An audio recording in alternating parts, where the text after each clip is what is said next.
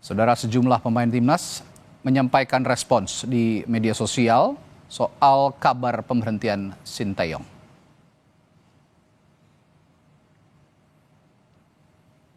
Satu penggawa timnas, Justin Hubner, menyayangkan kepergian STY karena menurutnya STY telah membawa timnas ke level yang berbeda. Justin mengucapkan terima kasih untuk kesempatan dan kepercayaan dari STY. Kapten timnas Jai Idzes di fitur story Instagram menyampaikan terima kasih kepada STY untuk segala kenangan bersama timnas. Dia yakin keputusan PSSI sudah mempertimbangkan yang terbaik untuk bangsa.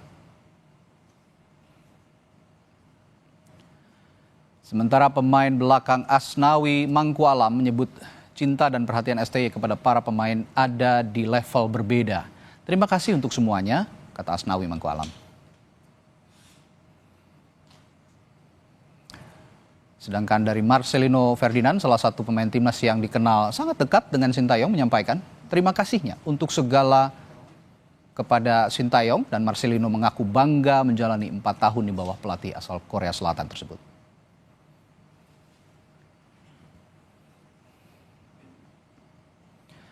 Informasi terbaru, saudara. Jurnalis asal Italia Fabrizio Romano mengklaim Patrick Kluivert sudah menandatangani kontrak selama 2 tahun dengan timnas. Patrick adalah mantan striker tim nasional Belanda yang memiliki lisensi kepelatihan. Saat aktif sebagai pemain, Kluivert pernah membawa Ajax Amsterdam juara Eredivisie, Liga Champions Eropa, Piala Super Eropa, hingga Piala Interkontinental. Patrick Kluivert juga membawa Barcelona jadi juara Liga Spanyol.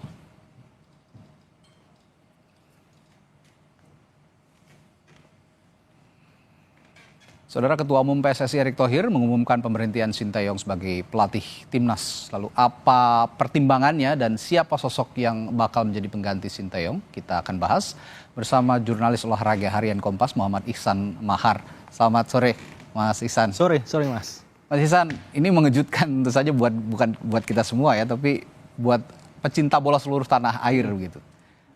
Menurut Anda apa yang menyebabkan Sinteyong tiba-tiba diberhentikan? Apakah betul hanya kendala bahasa misalnya? Kalau bisa bicara lebih jauh lagi, misalkan kita bicara jauh sebelum bulan ini, sebelum pergantian tahun, tepatnya pada November lalu. Kebetulan saya juga sudah menulis itu. Dan saat itu saya sudah mendengar desas-desus setelah tim berakhir kekalahan lawan Cina bulan Oktober. Dan beberapa kembali itu. Nah, setelah itu mulai ada tuh friksi di dalamnya, terutama seperti yang dikatakan Pak Erick tadi, setelah melawan Bahrain. Nah, menariknya kenapa masalah komunikasi, memang kita tahu Coach Shin ini kan tidak bisa berbahasa Inggris dan berbahasa Indonesia, meskipun sudah menjalani 5 tahun, terhitung dari Januari 2020, berarti sudah 5 tahun di Indonesia tapi belum bisa berbahasa Indonesia dan juga belum bisa berbahasa Inggris. Dan meskipun sudah ada 2 asisten pelatih yang relatif baru di tubuh timnas dalam setahun terakhir yang bisa berbahasa Inggris dan menjadi komunikasi, 1 asisten untuk pemain outfield dan 1 asisten lagi untuk khusus untuk Martin Paes di posisi penjaga gawang. Jadi sebenarnya sudah ada, tapi dalam praktiknya ketika melawan Bahrain itu beberapa pemain mencoba berdiskusi dengan Coach Shin. Budaya diskusi ini kan hal yang bisa dikatakan sangat lumrah. Betul. Bagi pemain yang sebenarnya kita punya dari era Pak Erick Thohir ini ada 10 pemain keturunan atau diaspora yang tanda kutip diboyong oleh Pak Erick untuk membela timnas. Ada 10, dan mereka ini sudah terbiasa dengan budaya diskusi itu di Belanda. Nah, itu yang mereka coba ajak Coach Shin saat itu. Yang saya dengar setelah pertandingan melawan Bahrain, tapi nyatanya saat itu karena komunikasi ini bandal bahasa itu, akhirnya komunikasi selama ini hanya satu arah dan diskusi itu yang tidak tumbuh. Nah, itu yang membuat akhirnya ketika melawan Cina ada mulai friksi dan sinyal-sinyal. Kalau ditanya siapa sebenarnya yang bermasalah, itu bisa dilihat dari susunan line up pemain yang diturunkan Shin, banyak yang aneh, banyak pemain-pemain diaspora yang selama ini itu cukup selalu jadi andalan, misalkan Tom Haye misalnya seperti itu, tapi ternyata dicadangkan. Nah, itu adalah sinyal bahwa beberapa pemain yang cukup vokal dan mengajak Coach Shin berbincang pada selesai laga melawan Bahrain yang kita tahu berakhir sangat menyakitkan 2-2 buat timnas Indonesia. Oke. Dan perihal bahasa ini katanya ada di kontrak juga ya, di Ada, kontrak betul. Sinteyong Kontrak sudah tertulis. terbaru Coach Shin yang seharusnya kemarin ditangani sampai Juni 2027 itu memang ada klausul harus berbahasa Indonesia, bisa berbahasa Indonesia. Tapi yang saya dengar Coach Shin ini sudah setahun.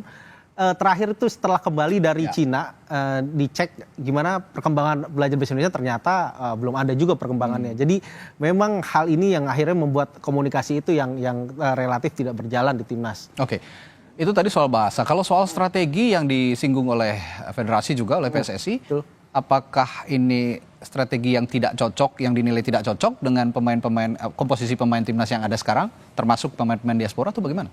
Kalau kita melihat memang dengan pemain-pemain diaspora tadi, ada 10 pemain relatif baru dalam 10 tahun terakhir ini. Dan mereka rata-rata memang kental dengan budaya sepak bola Belanda, total football, dan permainan yang relatif lebih teknikal dibanding fisikal gitu kan. Ini berbeda dengan akar sepak bola Korea Selatan yang memang menuntut fisik prima. Itu yang melihat misalnya kita salah satu contoh, Tom Haye itu dalam putaran ketiga ini relatif dia belum pernah bermain selama 90 menit. Dan meskipun kalau kita lihat kuncinya sebenarnya kan lini tengah ini Tom Haye jadi harapan kita. Bisa dikatakan gelandang tengah terbaik yang kita miliki saat itu. Jangkar lah ya. Jangkarnya permainan kita. Begitupun juga yang saya lihat memang relatif hanya Calvin Verdong yang emang punya fisik di atas rata-rata pemain lainnya. Nah itu yang membuat akhirnya kurang bisa berjalan gitu strategi dan segala macamnya. Jadi itulah salah satu aspek strategi. Memang ya mau tidak mau otomatis dengan sekarang misalnya terbaru ada Patrick Kluivert, Pak Erik akhirnya mencari pelatih langsung ke Belanda, ya memang itu benar-benar dipengaruhi oleh latar belakang sepak bola sebelumnya. Ketika kita sekarang punya mayoritas pemain diaspora yang base-nya dia memang Belanda, emang butuh orang yang setidaknya base Eropa lah yang bisa memainkan sepak bola sesuai dengan permainan kita saat ini. Nah, kalau begitu saya menarik penggantinya nih. Kalau begitu, kalau tadi butuh pelatih yang base-nya mengerti pemain-pemain di Eropa, ini Don Fabrizio Romano sudah bersabda nih Mas. Hari ini saya lihat di media sosial beberapa menit yang lalu dia posting gitu, dia dia upload begitu. Kalimatnya ya biasa, dimulai dengan here we go. Here we go, katanya Patrick Kluivert will sign in as a new Indonesian national team head coach. Sejauh mana informasi ini bisa dipercaya? Itu yang saya dapatkan sampai semalam.